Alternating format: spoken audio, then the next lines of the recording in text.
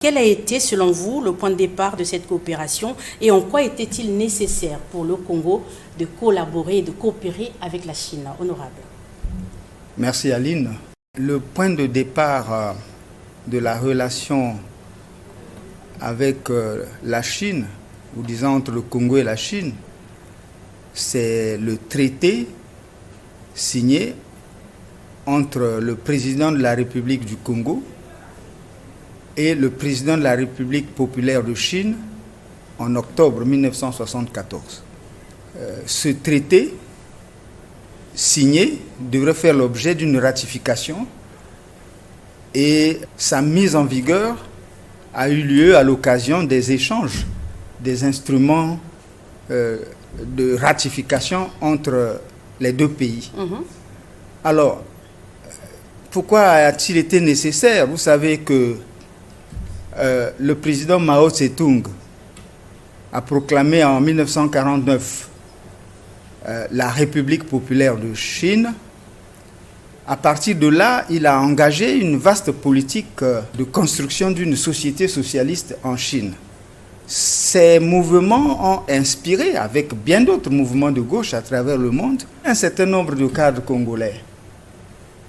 Et vous savez que 1964 succède l'année 1963, année au cours de laquelle le Congo a connu le mouvement des 13, 14, 15 août, le mouvement révolutionnaire qui a permis aux cadres de gauche de vaincre ce qu'on a appelé à cette époque le néocolonialisme.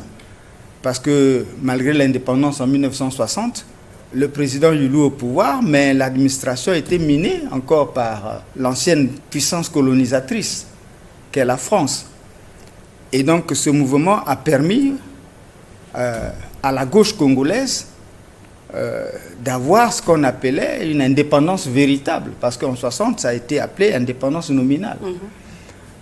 Et donc la gauche triomphe et installe des nouvelles institutions.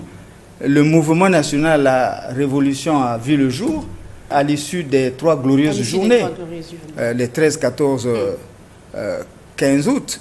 Le Congo avait besoin d'avoir des amis à travers le monde, des amis de la gauche.